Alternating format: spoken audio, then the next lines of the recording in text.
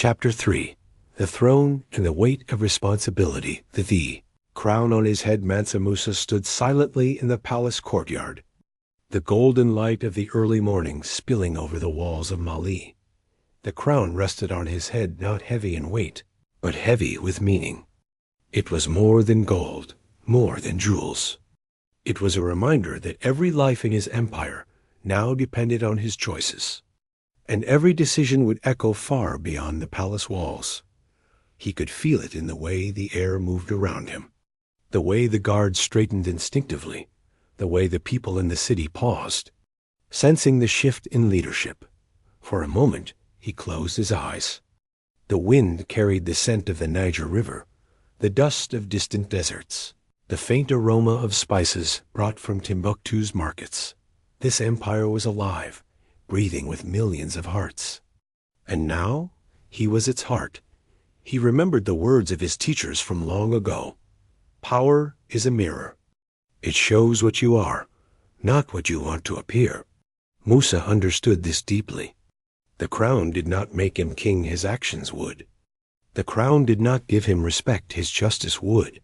The crown did not bring wisdom, his choices, patience, and humility would.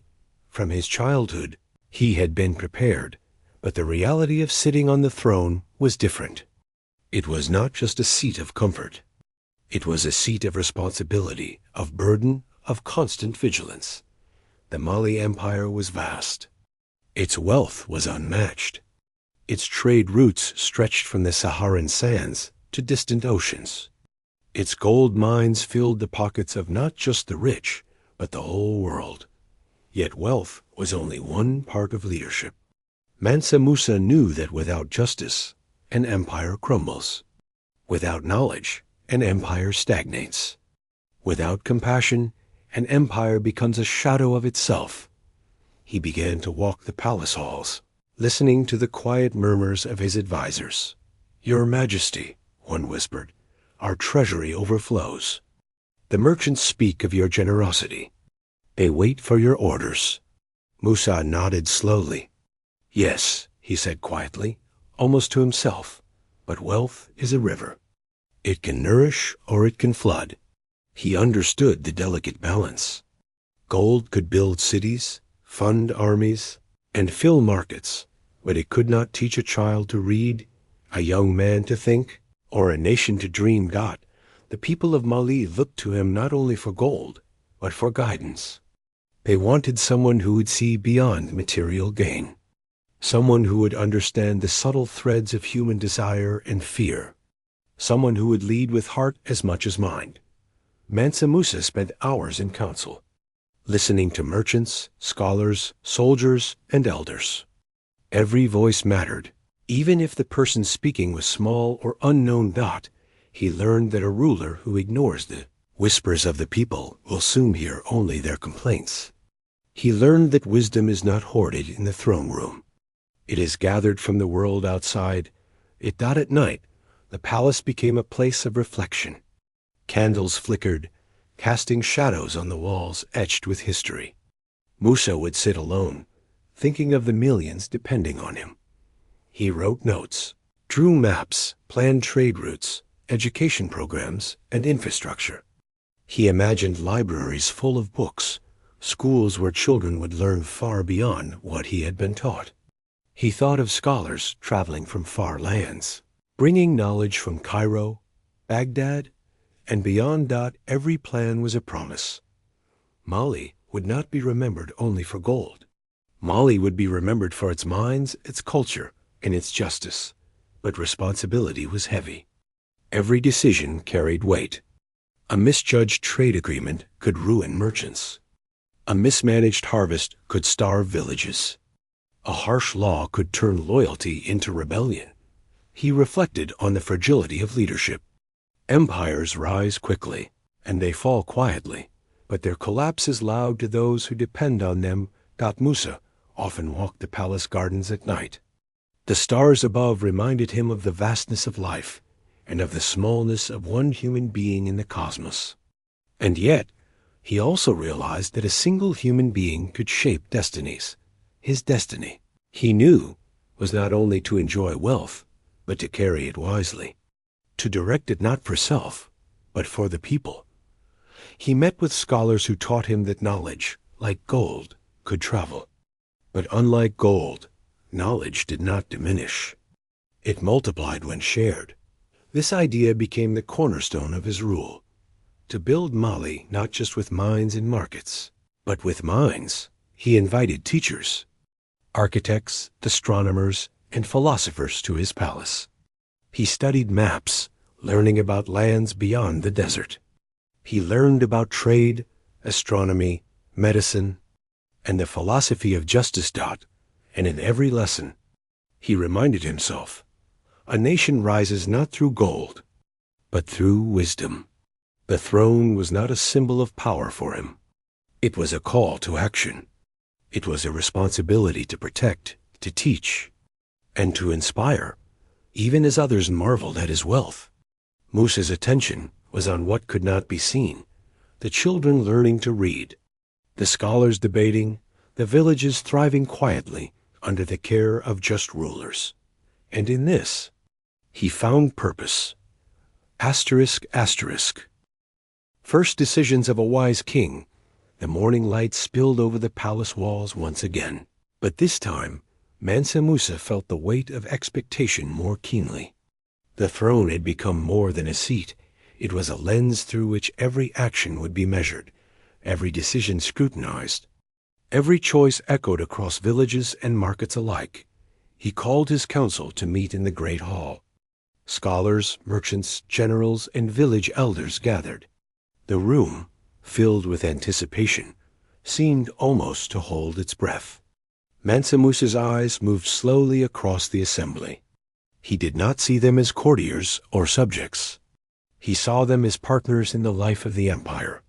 The strength of Mali is not in gold alone, he began softly, his voice carrying like the whisper of wind through the Sahara, but in justice, knowledge, and the care we take for our people. Wealth is only a tool, and tools without purpose are dangerous. Heads nodded.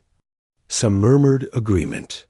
Others simply listened, their respect growing not from fear, but from understanding. The first matter he addressed was trade. Mali's gold mines had long attracted merchants from distant lands.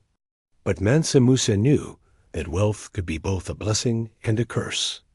The abundance of gold could easily destabilize markets, inflate prices, and create dependency. He studied reports brought from the cities. He examined trade agreements, tax records, and caravan schedules. And then he made a decision that would define his reign. He would regulate the flow of gold with wisdom, not to hoard it, not to flaunt it, but to distribute it carefully, to nourish the empire without overwhelming it. He sent emissaries to neighboring kingdoms, not to boast, but to coordinate. He ensured trade routes were safe for merchants and travelers, and he ordered support for small towns along the way, so that prosperity reached the farthest corners of Mali. Next came the schools. Timbuktu was more than a city of merchants. It could be a city of knowledge. Mansa Musa understood that true wealth multiplied when minds were trained and inspired. He invited scholars from across Africa, the Middle East, and Europe. He built libraries, mosques, and schools. He asked teachers to travel freely, sharing ideas not only with the elite, but with common children, teaching mathematics, astronomy, medicine, philosophy, and the principles of justice. Teach them, he instructed the scholars, for knowledge is a treasure that cannot be stolen, and those who learn it wisely will protect it for generations. Mali's golden wealth could capture attention, but its wisdom would capture hearts and minds forever. Yet power is never without challenge. Not all leaders welcomed Musa's vision. Some nobles, accustomed to easy riches and unquestioned authority, viewed his ideas with suspicion. They whispered in dark corners. They questioned his methods. Mansa Musa did not respond with anger. Instead, he listened. He invited dissenting voices to his court. He explained, calmly and clearly, the reasons behind each decision. He reminded them that a king's true strength was not in fear, but in trust. Many changed their minds. Others remained cautious, but respect grew quietly. The empire sensed a ruler who did not govern for himself, but for Mali as a whole. Mansa Musa also understood the fragility of nature. The Niger River brought life to the empire, but it could also bring disaster. Crops could fail, floods could come. And so he created systems to store food during good years, to distribute it fairly during hardship, and to protect villages from calamity. Every decision, whether about gold, trade, education, or safety, carried a principle. Act not for glory, but for the people. He walked through markets, observing children learning from merchants, elders exchanging stories, and artisans creating beauty from skill and labor. He took note of every smile, every hardship, every spark of hope. Leadership, he understood, is about noticing the small things. The empire is measured not only in cities and armies, but in the quiet dignity of everyday life. Night fell. The palace gardens, illuminated by moonlight, became his sanctuary. Musa often walked alone, reflecting on the day's decisions. He thought about the lessons of the past, the burdens of the present, and the promise of the future. A leader is only as great as the lives he uplifts, he whispered to himself. Wealth without wisdom is fleeting. Power without justice is hollow. And in that quiet, he wrote letters to distant scholars, inviting them to Mali. He drafted plans for libraries, mosques, and schools. He outlined trade reforms and new laws that balanced fairness with prosperity. Every night, his heart and mind were occupied not with the gold in his treasury, but with the lives of his people, the unseen, the unheard, the children, the elders. The travelers along the desert routes. Mansa Musa understood something few rulers ever do. True leadership is invisible. It is measured not in monuments, but in the quiet flourishing of those you serve. It is proven not in conquests, but in the wisdom shared, the lives touched, and the legacy created. The throne, heavy with responsibility, was no longer a burden. It was a tool. A tool to lift Mali beyond gold, beyond fear, beyond time. If Mansa Musa's wisdom inspires you, subscribe to Secret Stories of Africa to continue following his journey. Like this video to honor his leadership and vision. Share it with someone who dreams of creating a better world. Comment below. What is the first step you would take if entrusted with the care of a nation?